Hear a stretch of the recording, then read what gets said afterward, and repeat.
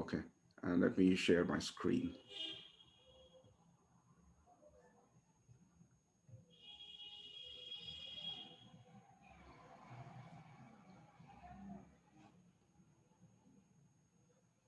Okay, are there any questions?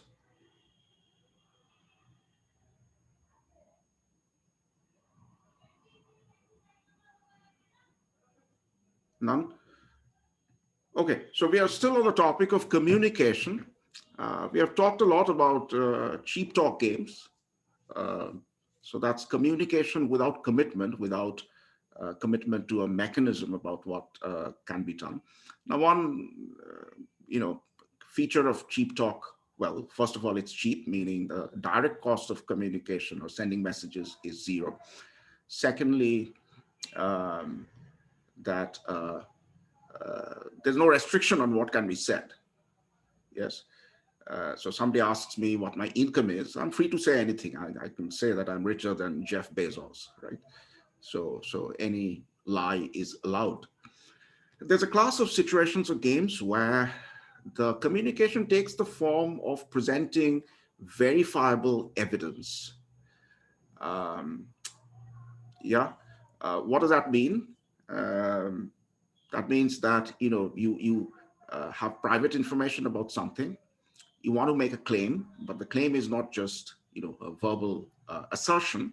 The claim is a documentary proof. So, for example, restaurants get ratings, right? There's a Michelin rating, very famous global rating. Um, so Michelin gives out 1 star, 2 stars, and 3 stars. Yes. Now, even the 1 star is a very coveted rating.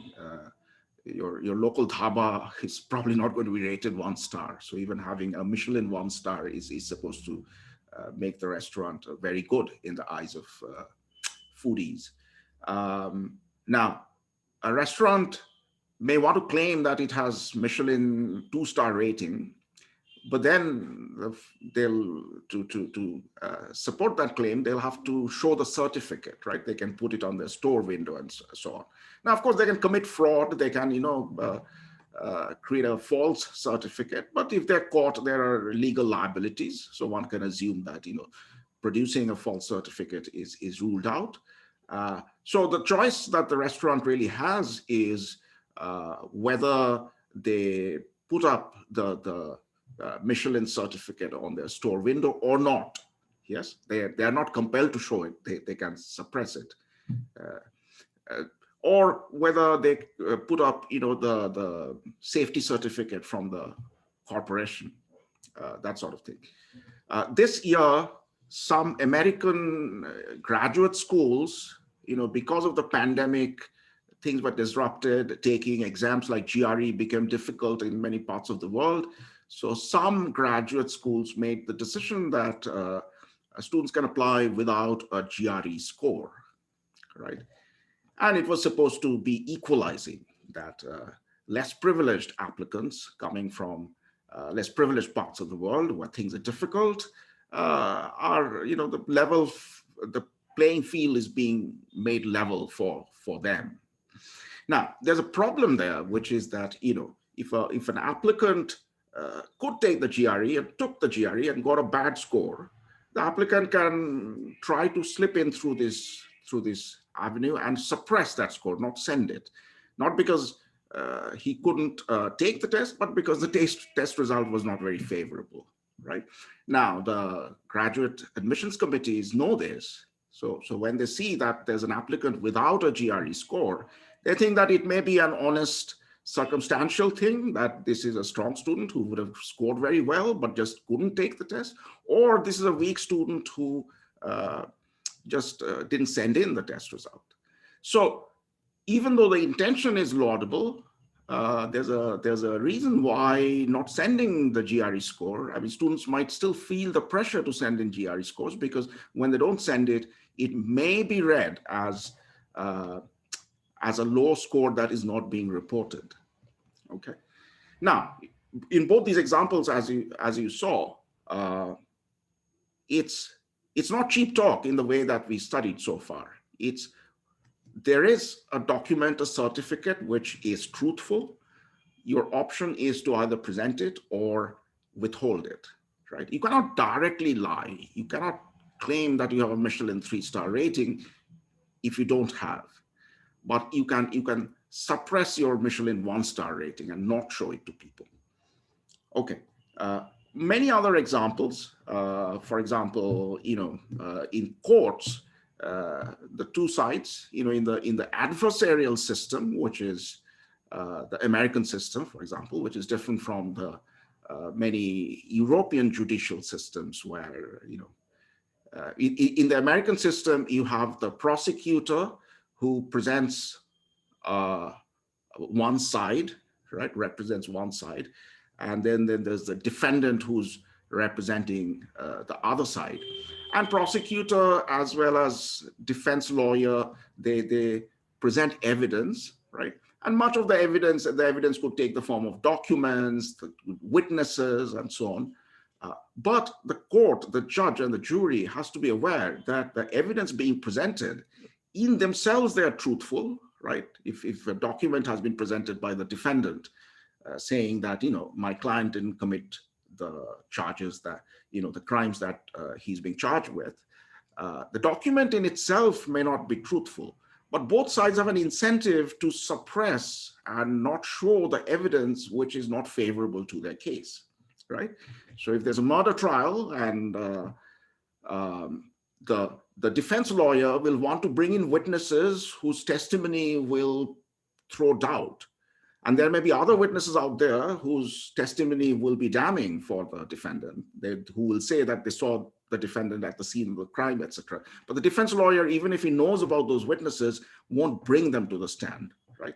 So the jury and the judge, when processing all this information being presented in the court, have to be aware that the presentation of evidence by the two sides is selective and motivated. Yes. Other kinds of, in the economic and commercial domain, we have similar problems. For example, there's a whole issue about certification, right? There's a controversy over GM food all over the world, right? Some people think that there may be safety issues and health risks if you're eating genetically modified corn or wheat, right? I'm not taking any sides. I'm saying that there is a concern. Now, when companies sell processed food, for example, they're selling potato chips. Now, those potatoes came from GM potato or not, or were they organically grown? Yes. So one viewpoint is that there should be compulsory labeling, that every seller has to be required by law to put some kinds of product information, like whether they are GM components, whether the stuff was organically grown, whether the workers were paid a minimum wage, fair wage as they call it, etc. Right? And another view is that leave it to a voluntary regime, right? Now, everybody will agree that if somebody prints false information on their product labels, then they should be prosecuted. That's not controversial. The policy debate is about whether there should be more stringent rules about information disclosure, whether companies have to reveal the content of their food, the various kind of sourcing, or whether companies have to reveal financial information, right, their financial position, their books, or whether the law should leave it to themselves to voluntarily reveal such information, and what is best for the overall social interest, consumer interest. So there are many, many issues related to this, right, which are quite practical and relevant. Now, I'm going to talk about a theoretical framework which studies these kinds of problems. They can be called disclosure of verifiable information. They're sometimes called revelation games. So I'll show you the structure. So here's a quotation before I start on the formal analysis. This is from the famous Sherlock Holmes novel, The Hound of the Baskervilles. Some of you may have read it. So here's a dialogue between Watson and Sherlock Holmes.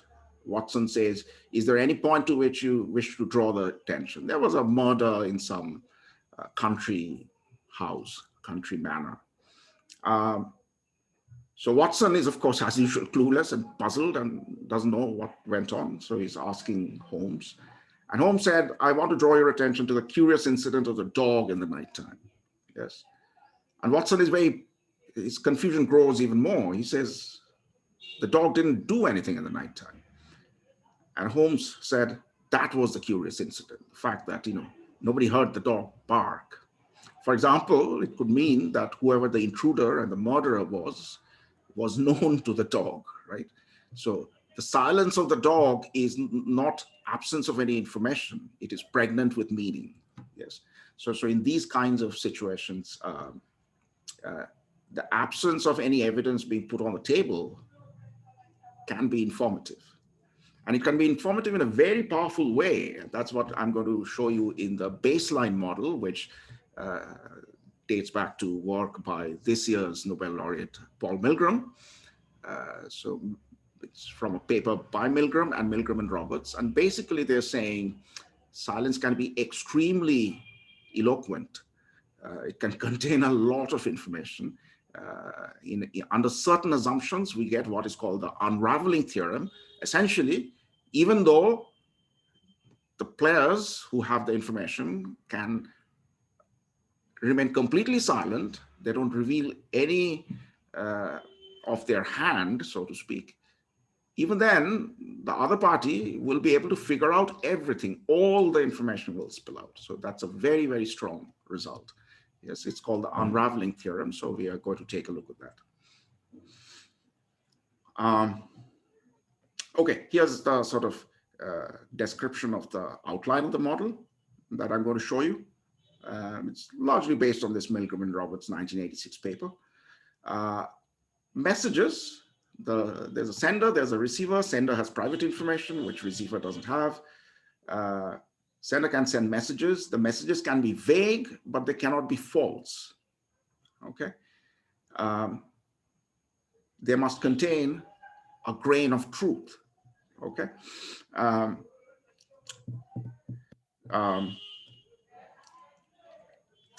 So let's think of an example. Let's think of a buyer-seller problem. I've already talked about several examples, but let's pick one as a concrete example to keep in mind. A buyer-seller problem, right? A seller is selling something, a piece of handicraft or something, and its value is known to be drawn from some uniform distribution, let's say from 1 to 100, right? Integer amounts. It could be 1 rupee worth, it could be 2 rupees worth, it could be up to 100 rupees worth, not more than that. Yeah. Now, the buyer doesn't know the information. And let's say because of competition on the buyer's side, whatever is the expected value of the product being sold will be paid by the market, by the buyers. Yes. But the buyers don't know. And right off the bat, the expected value is 50, the sort of midpoint of the range. Yeah. Now, the seller can reveal some information about what the possible value of the object is. The information can be precise. For example, if the actual value is 75 rupees, the seller can put together some documentary evidence, maybe a certification by an expert, maybe an assessment by whoever, which will reveal that information precisely. But the sender also has the option of showing vague information. So that if the true value is 75, the seller can, for example, produce a piece of document which says the true value is more than 70, right? Which leaves open all the possibilities from 70 to 100. So in the model, we'll allow for all kinds of messages which can be precise or vague. The most vague message, of course, is no information at all, which is like silence, okay?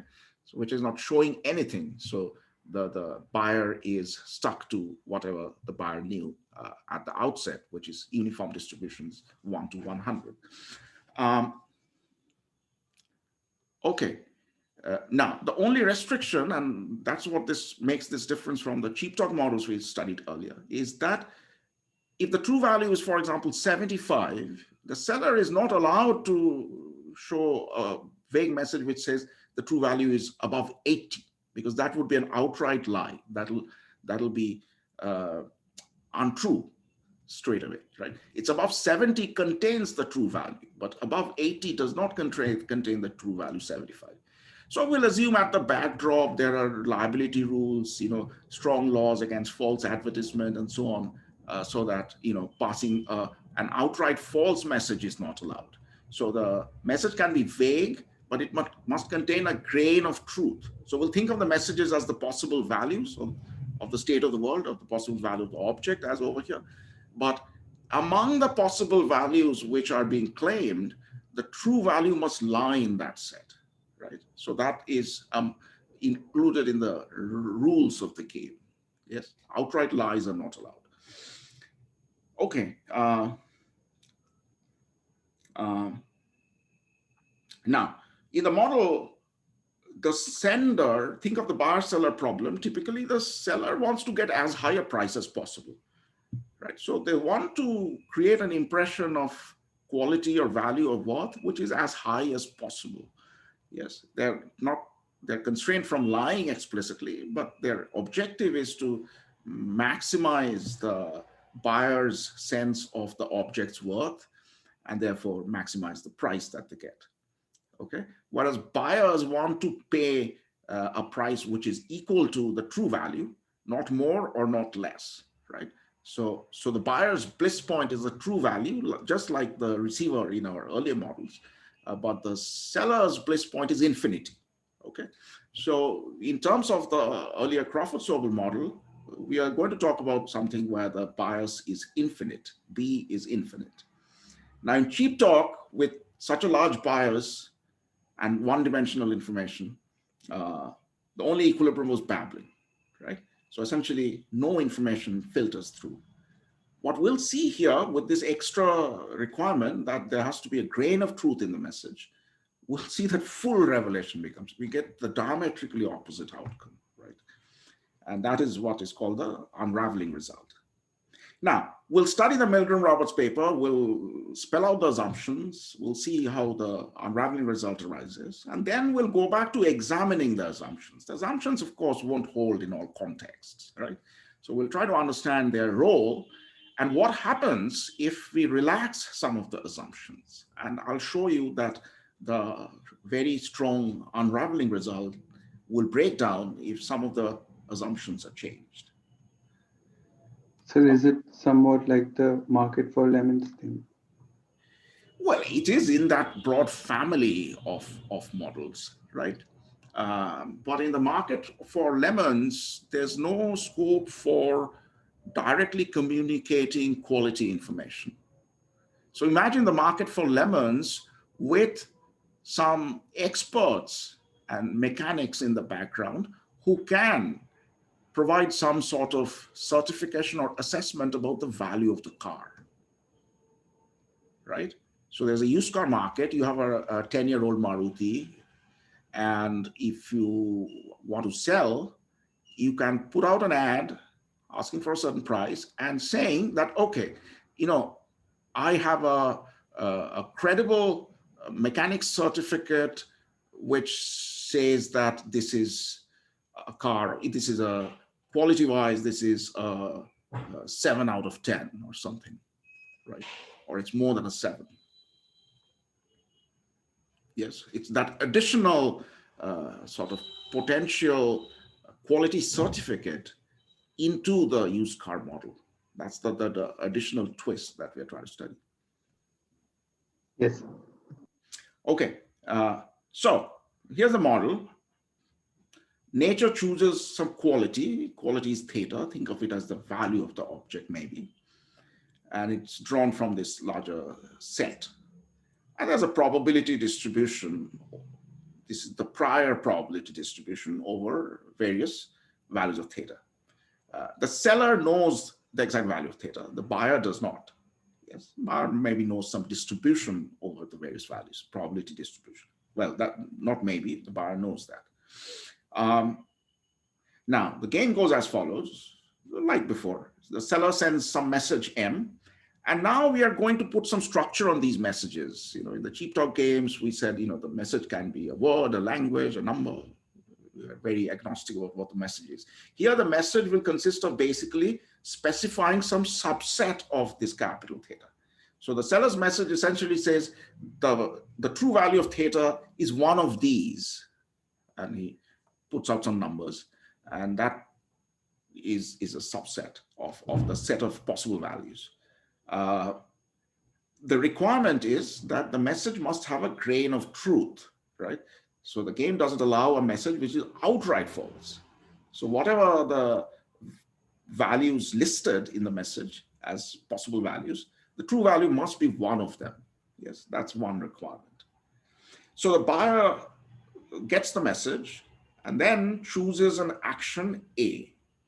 In our buyer seller example, the action will be a price. In other examples, it will be something else.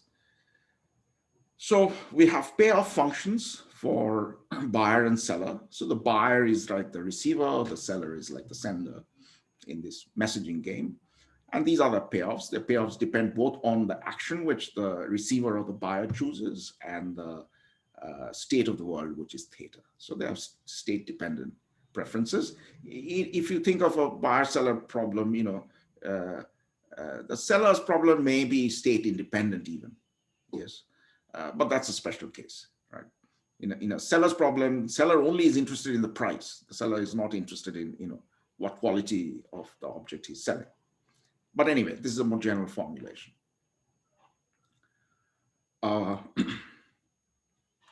Oh, actually, sorry, I do have that assumption. So the seller's payoff function is strictly increasing in A. Okay, so in our Crawford-Sobel model, it was single peaked. It, in terms of the action chosen, it reaches a peak and then it comes down, right? It's that the peak shifts with change in the value of theta. Now here, these are monotonic functions. So that means the seller has infinite bias. And as I said, if this were a cheap talk game, it will be rather boring. We will only have a babbling equilibrium. Now, seller strategies are of this form. For every true value of theta, the seller sends a message, which is a subset of the possible values. That's S bar, and S bar is the set of all subsets where there's a grain of truth. The true value belongs to that subset. So those are the possible messages, right? So if the true value of the object is 35 rupees, then all subsets which contain the value 35 are allowed. So the buyer will, this is just description, right? Buyers will update their beliefs after they hear the message, and then they will choose some action as a function of the message. Now let's define one element here, which is the full information action choice. So again, in all these asymmetric information models, it's always useful to set up a benchmark. What would have happened if it was a full information world? If the buyer could somehow inspect the object and himself figure out what its worth or value is, that'll be a full information world. What would have happened there? What action would the buyer have chosen for every theta? That's what we described as A star theta. And it is described by the solution to this simple maximization, right? Once the buyer learns theta, he would maximize his payoff, and the optimal action will be the action where the marginal utility is 0. Okay. So let's keep Sir, that in. Yes.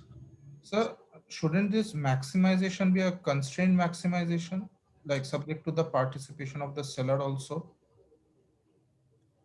Well, first of all, this this payoff function of the buyer is supposed to be comprehensive, meaning that, if he has to, whatever price he has to pay is built into it and so on. And you can think of action 0 as not buying, A equal to 0 as not buying, for example, right? So that means the participation constraint is also built into this. Okay, sir. Yeah. Now, let's assume that U, the function U, is strictly concave in A. So strictly concave means it has a single peak. So A star theta is unique, right? This is just to avoid multiple peaks. That's just annoying. So let's assume it's strictly concave, just a mild assumption. Okay, so we want to look at the perfect Bayesian equilibrium. And there's a lot of notation here, but this is just describing the boxes that have to be ticked for something to be a perfect Bayesian equilibrium. The seller should be profit maximizing. Given the buyer's action choice rule as a function of messages, the seller will choose his messages optimally. Whichever message maximizes the seller's payoff will be chosen. Buyer will maximize his utility function U given his beliefs, right? This is the updated beliefs after every message. Given that updated belief, the buyer will solve this problem. And this problem is just maximizing expected utility of the buyer, right? Expected payoff. If the buyer is still uncertain after the message about what theta may be, it'll maximize expected payoff. Beliefs have to be rational. So if some message arrives which is on the equilibrium path, right? So for example, the message that the value is 70 or above, right? If certain theta types for certain values, that message is to be sent out in equilibrium, then you can do Bayesian updating. And this is just Bayesian updating, right? So whenever possible, the buyer's beliefs have to be derived from the seller's strategy using Bayes' rule. That's all that this is saying. And finally, the consistency property has to be satisfied, meaning that if a message does not contain the true value, it must be given 0 probability by buyers, because outright lying is not allowed on the seller's part. Right? Okay. Now, before looking at the result, let's write down the consequence of this. Since buyers are maximizing, okay, they're maximizing expected utility. So when they're choosing their action, they're maximizing this function, right? So they'll set the first derivative equal to 0. And the first derivative will be the expected marginal utility. That will be equal to 0. So that's what we have here, right? So after hearing the message, maybe the buyer has 2, 3, or 10 values of theta in mind, which have positive probability. So what he'll set equal to 0 is this marginal utility or expected marginal utility, right? Take the 10 possible values that you think are possible as a buyer. You calculate, if you choose some action, what is the marginal utility at all those 10 values? Take the probability weighted average. That has to be 0. Yes. Okay. Now, what are the kind of equilibria that are possible? That's the question. And there's going to be 2 results. The first result is that there always exists an unraveling equilibrium. What is an unraveling equilibrium? It's an equilibrium where the buyer always buys the full information quantity, right? The buyer, of course, doesn't know what the value of theta is, but effectively he figures it out in this equilibrium, right? We will find that in this equilibrium, for every value of theta, the equilibrium message is m of theta, and that leads to the equilibrium action a of m theta. That action will coincide with the full information action. Effectively, the buyer figures out what the true value of theta is with probability 1. And further, in this equilibrium, the beliefs are skeptical. Okay, so let me explain what I mean by skeptical beliefs. Take that example. I'll first give you a special case and then I'll generalize on that. So take that example where the possible values of the object are 1 rupee, 2 rupees, up to 100 rupees, right? So skeptical beliefs basically means if that, suppose the sender presents vague information, which says that the value is 70 or more.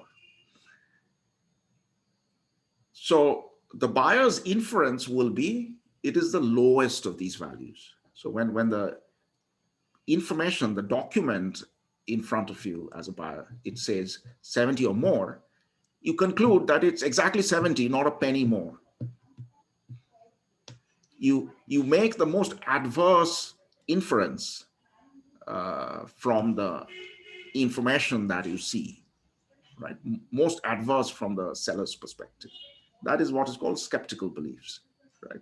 It's those beliefs which will lead to an action that is least favorable to the seller. That's called skeptical beliefs. So we can always find an equilibrium where the beliefs are skeptical and essentially all the information spills out. Yes, that's called the unraveling equilibrium. And the next result makes this even stronger. It says, if U is differentiable and strictly concave in A, which I already kind of created grounds for that assumption, then the only perfect Bayesian equilibrium involves this unraveling, right? So this equilibrium always exists, and with a further weak assumption about concavity, it is the only one which exists. So that means a very strong thing, right? That means that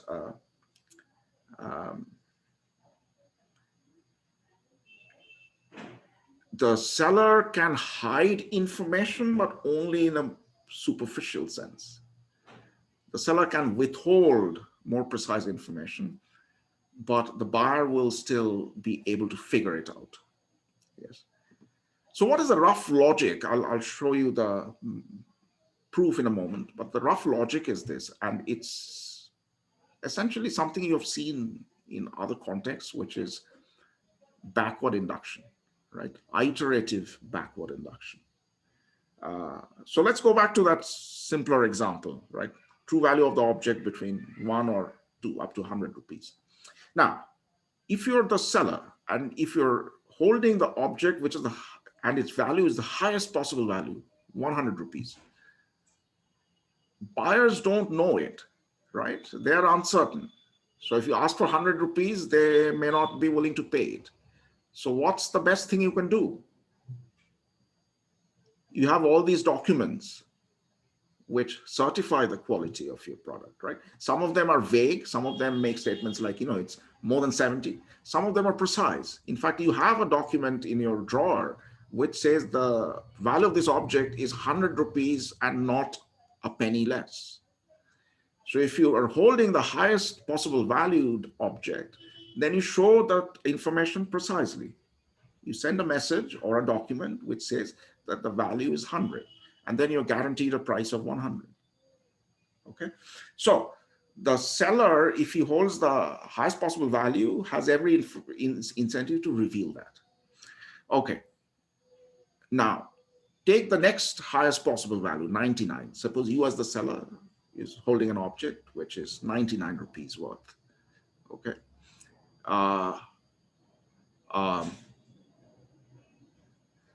Now, if you are holding 100 rupees worth object, then as we just discussed, you would have shown that to your buyer, to your clients. You would have shown that precise information that this is worth 100. So if you do anything else, the buyer will conclude that you don't have the 100 rupees valued object. You have 99 or less, right? And so if the true value is 99, once again, you have an incentive to reveal that value precisely. Yes, because if you do anything else, people will put zero probability weight that your object is worth 100 rupees.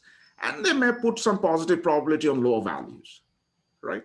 So if you hold the second highest as a second step of the reasoning, we can conclude that if you're if your object value is the second highest, then also you want to reveal it exactly, not vaguely, right? It cannot hurt you if you reveal it exactly. And now you can see, so now we can extend the logic to the third highest value, 98 rupees, and then to 97 rupees. At each stage, we will conclude that if you hold something worth X rupees, then you want to show it exactly. And then the logic will extend to the next lowest value and so on. So if you have the lowest possible value, let's say 1 rupee, right, then it doesn't make a difference. All the other types will reveal information about their value. So as somebody holding an object worth just rupee 1, the lowest value, you can show it, you cannot show it, you may choose to remain totally vague, you may just be silent, not produce any documents at all. But people will conclude that your object must be next to worthless. It's the lowest possible value, because if it were any other value, you would have shown them that evidence. So withholding that evidence does not mean withholding the information in equilibrium. So that's the logic, right? That's why it's called unraveling, that sellers, if their value is low, they may want to suppress that information, hide that information, but they won't be able to because it will unravel from the top. The seller types who are sitting at the top of the value ladder, they will reveal the information. And so there will be a contagion which will infect everybody on the way down. And so it's impossible, even by remaining silent, to truly block out the information from buyers. So when the true price is 99 for the seller, then he would prefer to say it's 99 or more, right? He can say 99 or more. Okay, fine, good. Okay, so let's go back to the beginning of this reasoning chain, right? If his object is worth 100, then he doesn't want to say 99 or more, 90 or more, no such vague thing. He wants to show you that piece of paper which says this is 100, exactly 100. Okay, now, suppose your object is worth 99. Well, you can say 99 or more, but I'm the buyer. I'll think, well, if it actually had 100, then he would show me precise information that is worth 100. He didn't show me precise information. He showed me information which suggests either 99 or 100. Okay, so the face value of your information says, oh, it's either 99 or 100, but I'm not naive. I know that if it were 100, he would show me that precise information, so I eliminate that possibility. So when you show me the piece of paper which says 99 or 100, I conclude it is 99 with probability 1. If it were 100, he would have shown me the precise information which confirms that, and he didn't. So it must be 99. Sir? Right? Sir? Yes, Arnav. So we are not putting any restriction on the structure of the message space. So any subset of state, I mean, any subset can be signaled. Sure. Okay. Yeah. So the equilibrium messages actually can be vague, literally speaking. Right? Just as Kanha, you just said, the literal messages can be vague. So the 99 guy may, in equilibrium, send the message or produce the evidence that it's 99 or higher. But that's where the second piece of this equilibrium description comes in, that the inference of the buyer won't be naive. The buyer will not now say, oh, it's 50% chance that this is 99, 50% chance this is 100. The buyer will conclude that it is the lower of the two values and put probability 1 on that value. Yes.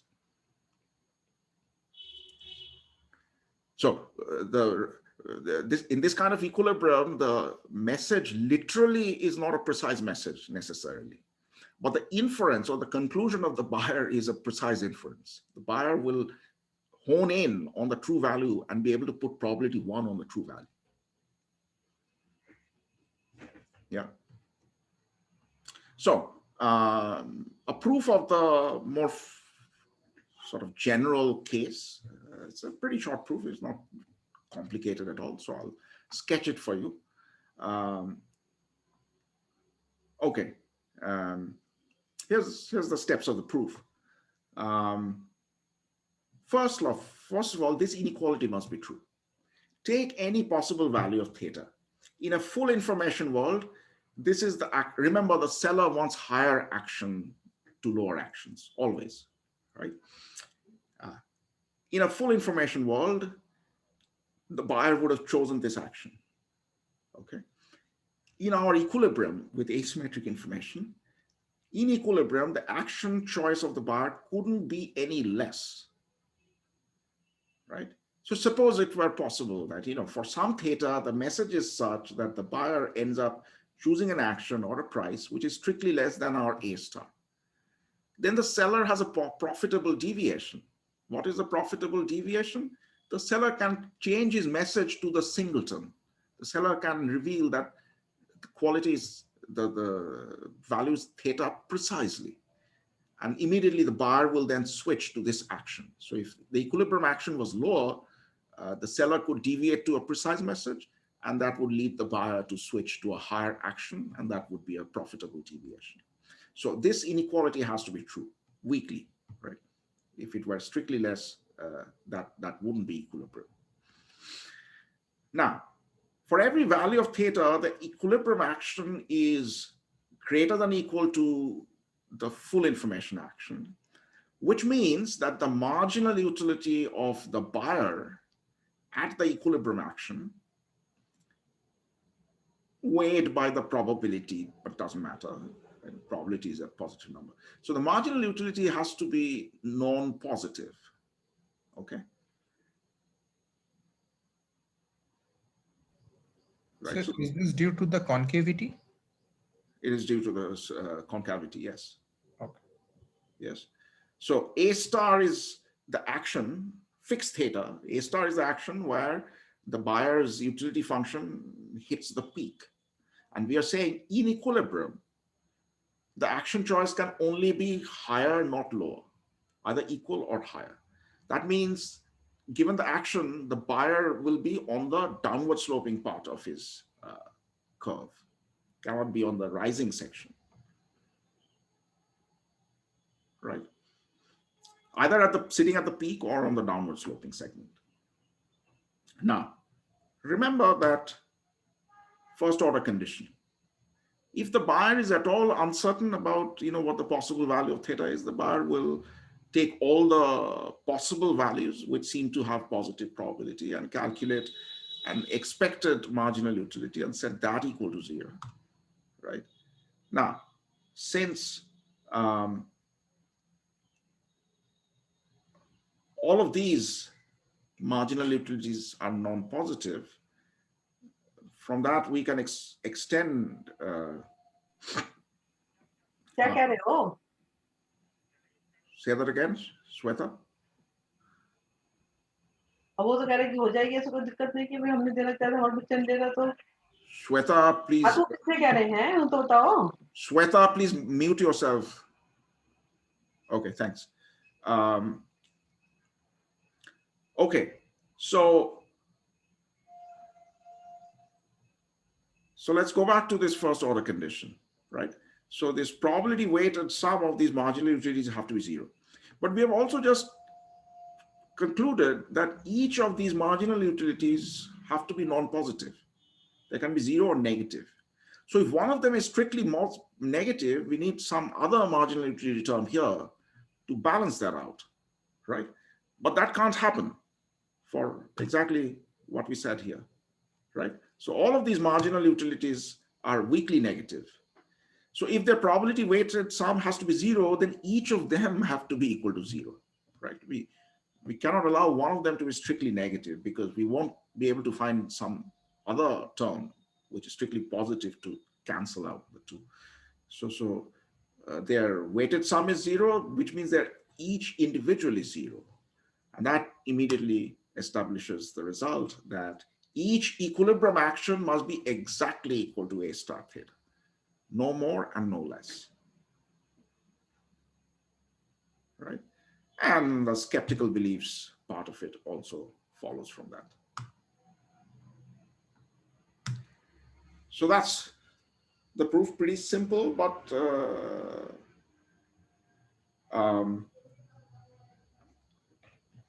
when you first run into it, it's a very surprising and powerful result. Okay, questions?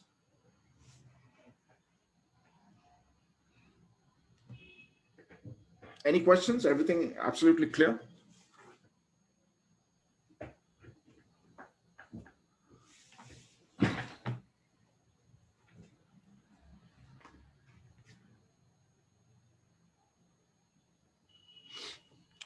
Just give me a moment. I have to find my phone to keep track of the time.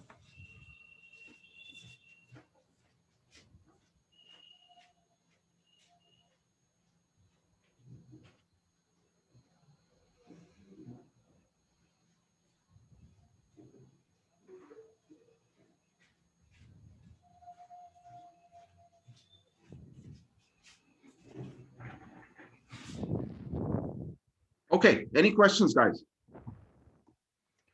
So we are essentially saying that so long as there is some degree of verifiability, we can achieve full revelation. That's the driver. What do you mean by some degree of verifiability? Because so in equilibrium, the message you're sending is just indicative of the set in which the state is present. Yeah. You don't really report the truth, but yeah, sort of report the truth in some sense. Report something which is inclusive of the truth, right? So one way to put it is to say that you can be vague, but not say something which is an outright lie. You can be vague. Your message can cover a range of possibilities, and you may not want to commit to only one possibility, but so vagueness is allowed, but leaving out the truth altogether from the range of possibilities, that's not allowed. So outright lies are not allowed, but vagueness is allowed. Yes. Yeah. Degree, what you say when you say degree, yes, there's a sense in which degree matters, and I'm going to talk about it in just a moment. But any degree of vagueness is allowed. As far as vagueness or precision of the message is concerned, degree doesn't matter.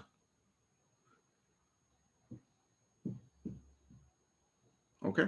Now, if you think about some of the examples, like for example, product labeling laws, okay, if you believe that this sort of unraveling result is based on realistic assumptions, then the policy stance towards would be somewhat laissez-faire as far as product labeling, product information, company disclosure laws, as far as these things are concerned, right? So the argument would be that, if you pass a law which says all food products have to have this kind of information on its label, it is costly. It is costly for companies to print all of that. More pertinently, it's costly for the government to monitor make sure that the law is being adhered to, and that requires resources and manpower. So Milgram and Roberts, well, not literally Milgram and Roberts, but if you buy strongly into their theoretical result here, you tend to take the stance that let's not pass very stringent laws because enforcement is going to be costly. The incentives of the sellers will make sure that consumers end up getting informed at the end of the day. So if you're a consumer who really is very risk averse and wants to avoid GM food or only wants to eat organic, the companies which are making those kinds of pure products, if you will have all the incentive in the world to put that on their product label prominently. Okay. And so if you pick up something in the supermarket which doesn't say this is 100% GM free, or which doesn't say that this is 100% organic, or which doesn't say that we have fair trade certification, that our workers were paid minimum wage or something, then your conclusion has to be that the silence means that these things are not true. That it has GM components, it is not 100% organic, and they didn't bother to, give a living wage to their workers, whatever. So the information not there being on the label doesn't mean that as a consumer you won't be informed. You'll have to draw your inferences, right? So the argument would be, why bother with enforcing costly legislation about product information, right? This sort of logic would mean that the information will reach consumers anyway. Okay. Now, of course, theory only gives us conditional statements. Under what circumstances, under what assumptions, certain conclusions would be warranted. So I'm not making a blanket claim that we should take a totally laissez-faire attitude towards product labeling. I'm saying that there is a possibility like that. Now, what we now want to do is to examine the unraveling result more closely, more critically, right? Are some of the assumptions too strong? So think about it, guys. Is some assumption of the model or the framework that we just talked about sound too strong? Do you think we can change some of the assumptions? Sir? Yeah. Sir, I had a doubt regarding the strictly concave utility function of the buyer. So I was wondering why isn't the utility of the buyer increasing with the fall in prices? I mean, as a buyer, why shouldn't the prices below the value of the good shouldn't be a greater deal for me? Why should I mean, emphasize the price being equal to the value being giving me the maximum utility and not the prices with the fall in prices? Why shouldn't my utility increase? Okay, Like, let me explain that the U function that I wrote down is a very comprehensive function. Okay, so for example, suppose I, as a buyer,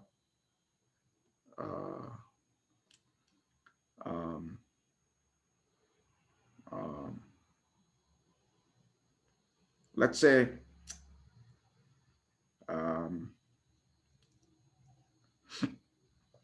see,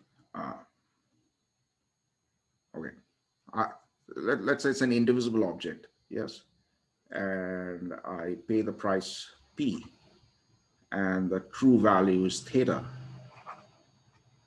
Okay. Now let's say, just for the sake of a story, and I'll extend it. Suppose I'm not a selfish buyer. I'm a fair-minded buyer, right? If I knew what the true value is, I'm in some handicrafts, there's a poor person who's created this beautiful handicraft. So I don't want to underpay either. Neither do I want to overpay. Just allow me that for a moment. So ideally, I would like to pay theta, which is the true value. So whatever P I end up, there's an error. So this is the error. It can be positive or negative, right? Maybe I've underpaid, maybe I've overpaid. Now, one possibility is that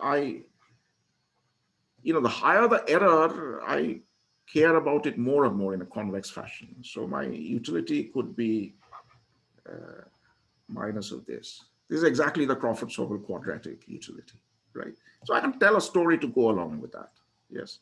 So this is one example of a concave, strictly concave function that we are working with. Now, this can also be justified in other ways. So suppose that I'm a selfish buyer, but I'm in a market in which there are other buyers. So there's one handicrafts and there's 5 or 10 people haggling over it, right? So then Bertrand competition between the buyers will make sure that the price adjusts to the expected value of theta.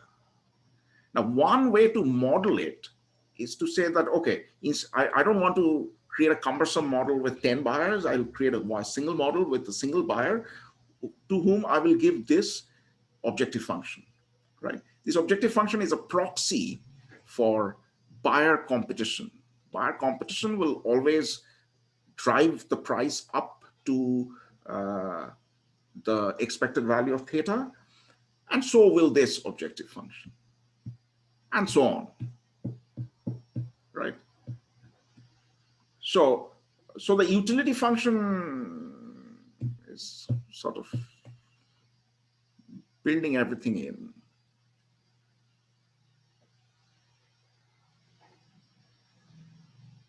Okay.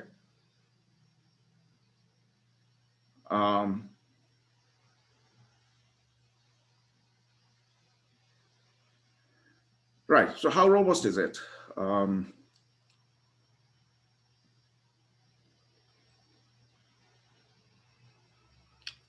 It seems too strong, first of all. Now, one objection to the...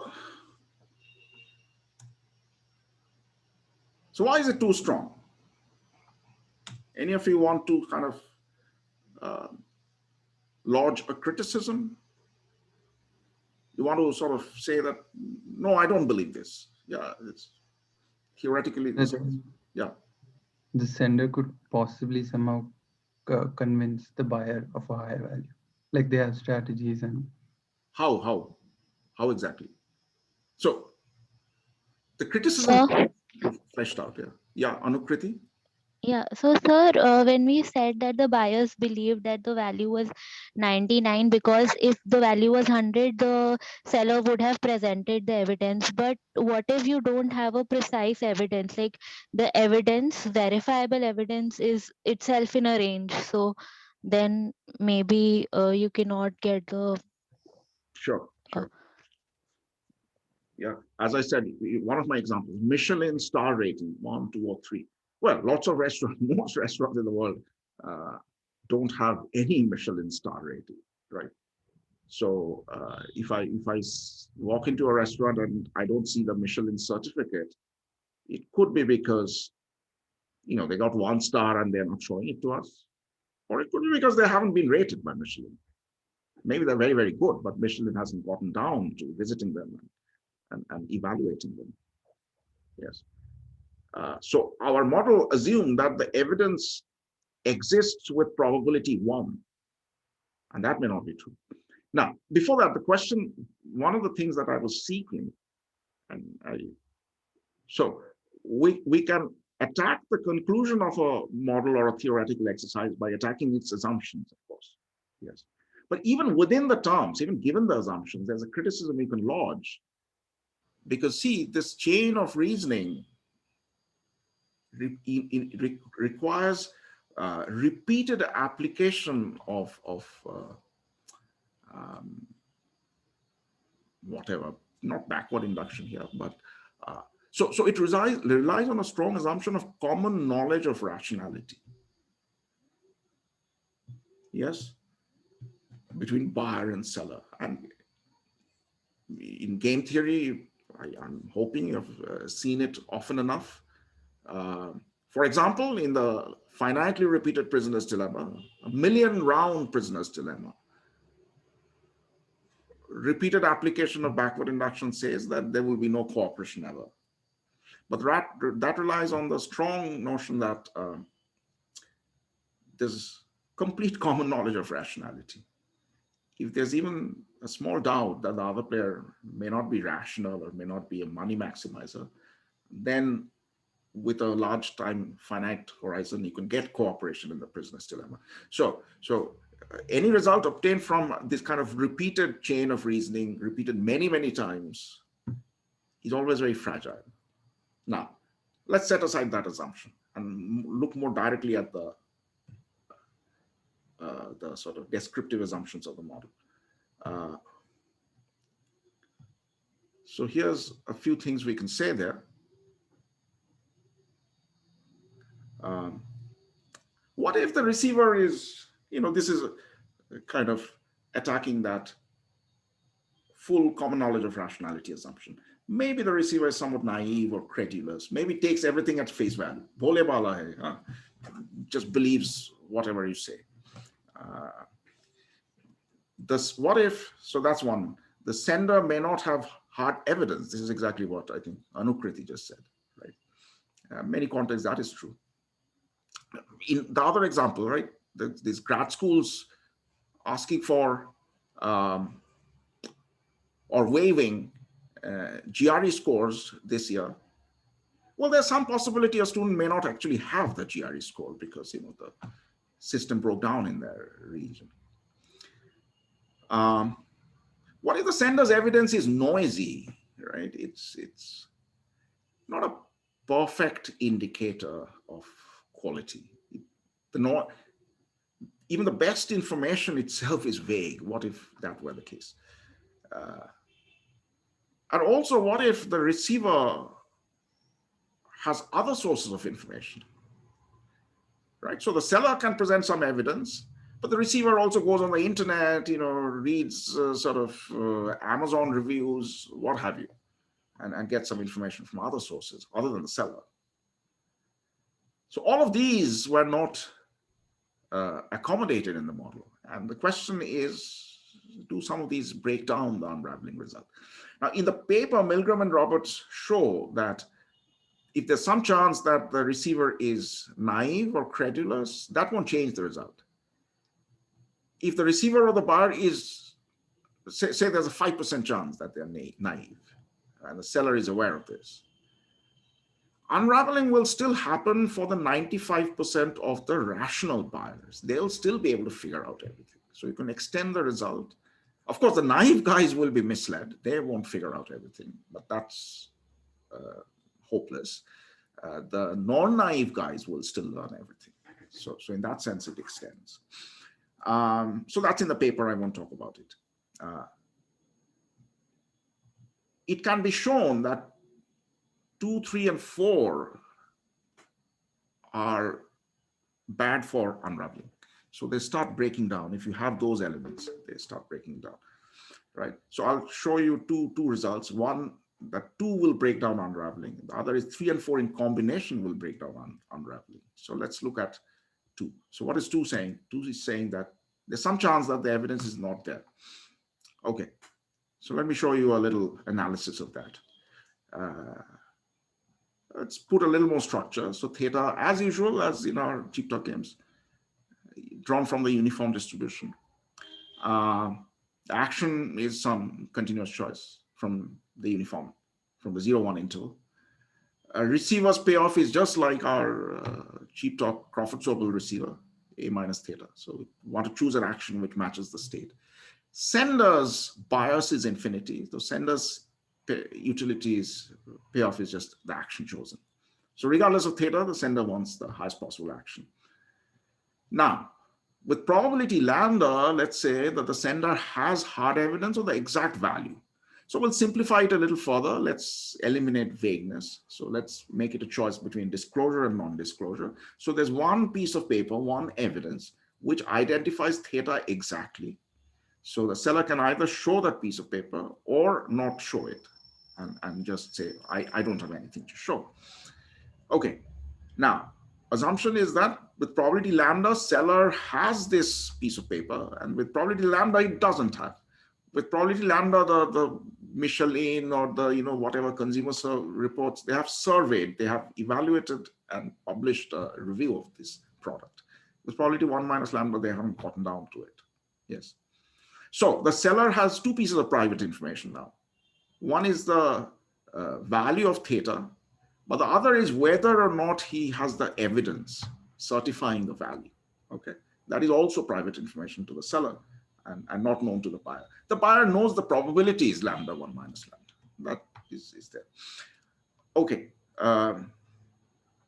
so the only 2 messages that are now allowed for the seller is the singleton message theta or the null message, which is not showing anything. So now the equilibrium will be in cutoff strategies. Okay, so there will be a cutoff value theta bar. Obviously, higher values have an incentive to show the message, show the evidence if they have it. Okay, obviously, if you don't show, you get a certain price. If you show, your price will reflect the true theta. So you show above a certain cutoff. So let's say the cutoff is theta bar, and we'll have to use the indifference property, right? In all these cutoff equilibria, at the cutoff, the player should be indifferent between showing and not showing. Okay, first let's write down the Bayesian updating. So buyers know that this cutoff strategy is what sellers are using. Now, suppose there's got no message. The seller said, sorry, I don't have that document. I've not been rated by Michelin. So what is the probability that the seller is actually informed, or the seller has the certificate but is not showing it deliberately? What is that probability, right?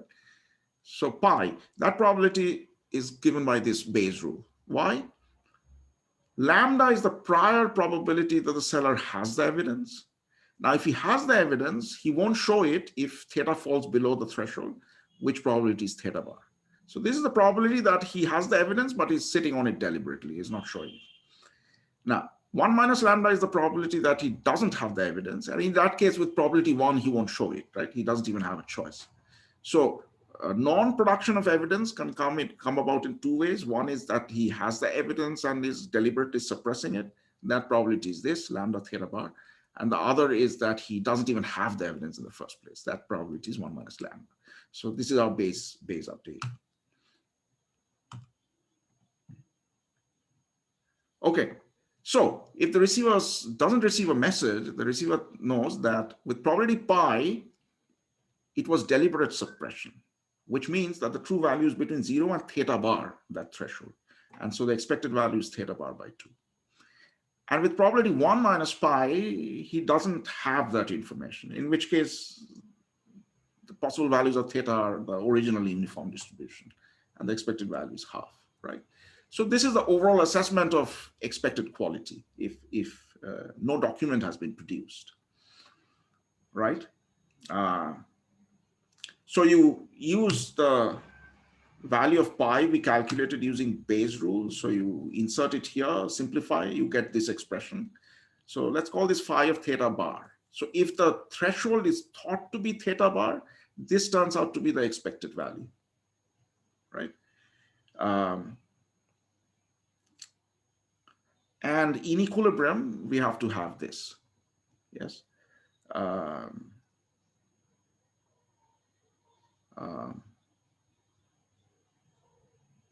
Right, and that from that, so it's the fixed point in equilibrium. So that gives us this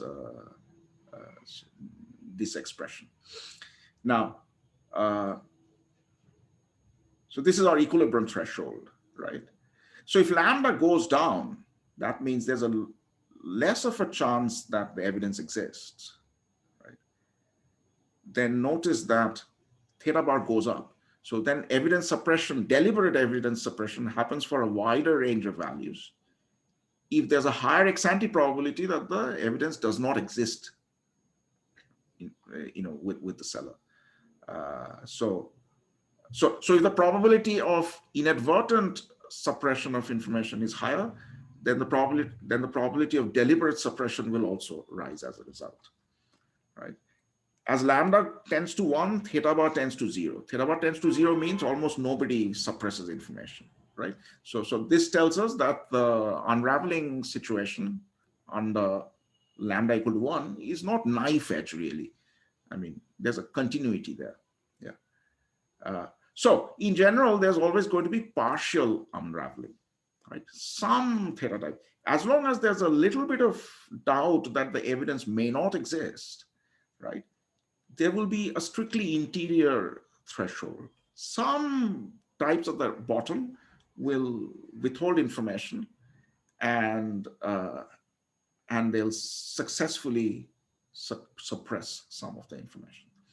So that is something, we shouldn't just sort of take it as an article of faith that unraveling will always happen. It depends on the features of the environment, and if there's sufficient doubt whether the evidence actually exists, that can lead to some successful suppression of information by the low types. Question?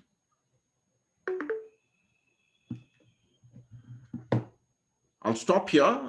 It's 3:05, so I don't want to drag it. Any quick questions from anyone? Let me stop this and then take the question in the end.